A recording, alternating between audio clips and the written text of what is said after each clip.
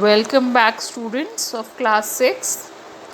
Today I'll be doing the explanation of this first chapter of your English literature book. Okay, I hope you all have done your yesterday's homework. Okay, let's get started. Once there lived a boy named राजकुमार. एक बार की बात है, एक लड़का रहता था, उसका नाम था राजकुमार. He lived in a district named Ganeshpur, और वह एक ज़िले में रहता था जिसका नाम था Ganeshpur. His father had a car workshop. उसके पिता की गाड़ी ठीक करने की दुकान थी. He was very innovative. वह बच्चा बहुत ही जुझारू था, मतलब उसमें बहुत काबिलियत थी. And always wished to do more than he could. और हमेशा अपनी क्षमता से ज़्यादा करने की कोशिश करता था. He used to help his father in various mechanical works. और वह अपने पिता की बहुत सारे मैकेनिकल काम करने में मदद करता था. As the time passed, जैसे जैसे समय बीतता गया, राजकुमार grown into a teenager. राजकुमार एक टीनेजर हो गया. टीनेजर मतलब जो बच्चे 13 साल से बड़े हो जाते हैं उन्हें, और 19 साल तक की जो एज होती है उसे हम कहते हैं teenager. In 1968, when he was 16 years old, और 1968 में वह कितने साल का हो गया? 16 साल का. He wished to drive a car. और उसने गाड़ी चलाने की इच्छा जताई. A gentleman named Mr. Anthony used to come to his father's car workshop. एक महान आदमी थे जिनका नाम था मिस्टर एंथनी. वह उसके फादर की गाड़ियों की दुकान पर, गाड़ी की वर्कशॉप पर आते थे.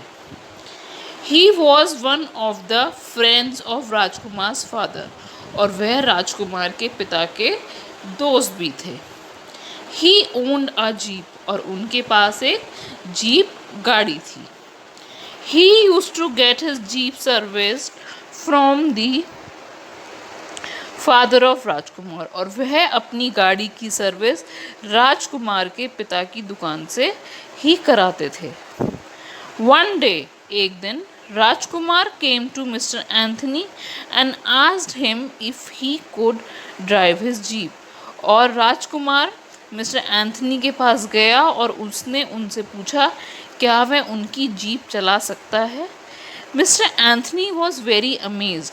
मिस्टर एंथनी को थोड़ी हैरानियत हुई इस बात से. Listening to this from Rajkumar as he was just 16 years old. क्यों हैरानी हुई? क्योंकि राजकुमार सिर्फ 16 साल का था. Mister Anthony thought deeply and then he said to Rajkumar. Mister Anthony ने थोड़ा सोचा, उसके बाद उन्होंने राजकुमार से कहा, please come and sit on the driver seat. आओ और ड्राइवर सीट पर बैठो. Rajkumar jumped into the driver seat and held the steering with full enthusiasm. Rajkumar ने वो गाड़ी की सीट पे जाके बैठ गया और उसने पूरे जोश के साथ स्टीयरिंग को पकड़ लिया. एंथुजियाज्म मतलब जोश. Mister Anthony asked him to reverse the jeep. Mister Anthony ने उसे गाड़ी पीछे लेने को कहा. रिवर्स मतलब पीछे. And then drive it ahead. और फिर कहा कि गाड़ी को आगे लेके जाओ. अहेड मतलब आगे. And bring it in its same position. और गाड़ी को उसकी वापस उसी पोजिशन पे खड़ा करो जहाँ पर वो है. Rajkumar applied the reverse gear. Rajkumar ने गाड़ी को पीछे करने वाला गियर लगाया. And reverse the car for some distance. और गाड़ी को कुछ दूरी तक पीछे ले गया. Then he applied the first gear. और फिर उसने पहला गियर लगाया. Move the jeep ahead and brought it back into its same position. और जिससे गाड़ी आगे चली गई और फिर उसके बाद उसने उस गाड़ी को उसी जगह पर खड़ा कर दिया. Mr. Anthony was amazed to see that a boy of just 16 years old handled the jeep so perfectly. Mister Anthony इस बात से हैरान थे, इस यह देखकर हैरान थे कि एक 16 साल के बच्चे ने गाड़ी को इतने अच्छे से संभाला. He patted Rajkumar on his back. उन्होंने राजकुमार को उसकी कमर पर सराहाया. जैसे हाथ मार के थपथपाते हैं, वेरी गुड कहते हैं, ऐसे पैटेड मतलब सराहना. उसे सराहाया. एंड सेड और बोले, वेल डन बॉय, बहुत अच्छा किया बेटा. One day, Rajkumar saw his father's ambassador car standing in front of the workshop.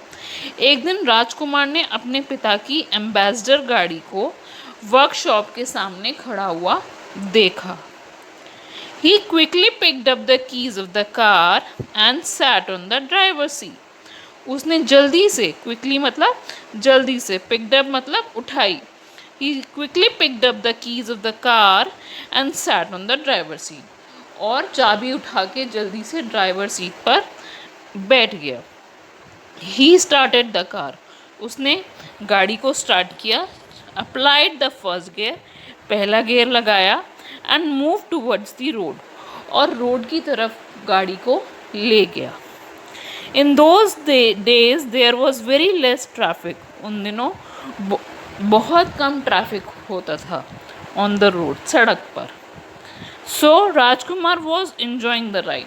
इसलिए राजकुमार बहुत इन्जॉय कर रहा था अपनी उस गाड़ी की राइड को. He gradually increase the speed of the car. उसने धीरे धीरे, ग्रेजुअली मतलब धीरे धीरे उसने गाड़ी की स्पीड को बढ़ाया of the car. Suddenly he saw a lady with a child crossing the road. और अचानक से उसने देखा एक औरत एक बच्चे के साथ रोड क्रॉस कर रही है. Rajkumar got confused between the brakes and the escalator of the car. और राजकुमार गाड़ी के ब्रेक में और एस्केलेटर, एस्केलेटर वो पार्ट होता है गाड़ी का जिससे कि गाड़ी की स्पीड बढ़ाई जाती है, वह घबरा गया, कंफ्यूज हो गया कि ब्रेक कौन से हैं और एस्केलेटर कौन से हैं, मतलब कि उसे दबाना क्या है.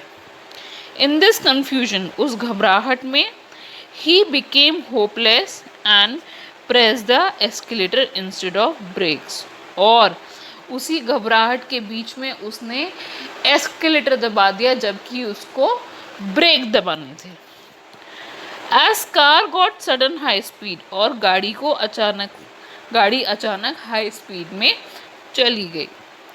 राजकुमार quickly turn the steering towards right side to save the lady and the child. Rajkumar ने जल्दी से, क्विकली मतलब जल्दी से, उसने गाड़ी का स्टेयरिंग मतलब जो आगे गोल चक्कर होता है जिसे पकड़ के हम गाड़ी चलाते हैं, वह उसे अगर आप सीधी तरफ मोड़ेंगे तो गाड़ी सीधी तरफ मुड़ती है, आप लेफ़्ट साइड मोड़ेंगे तो गाड़ी लेफ़्ट साइड जाती है. तो उसने स्टेयरिंग को राइट साइड मोड़ा उस बच्चे और औरत को बचाने के लिए. He close his eyes for a second while he was doing this. वह इतना घबराया हुआ था कि उसने अपनी आँख को उस टाइम बंद कर लिया डर की वजह से. जब हमें डर लगता है और अचानक से हम कुछ करते हैं तो एकदम से हमारी आंखें बंद हो जाती हैं. तो ऐसे ही राजकुमार के साथ हुआ.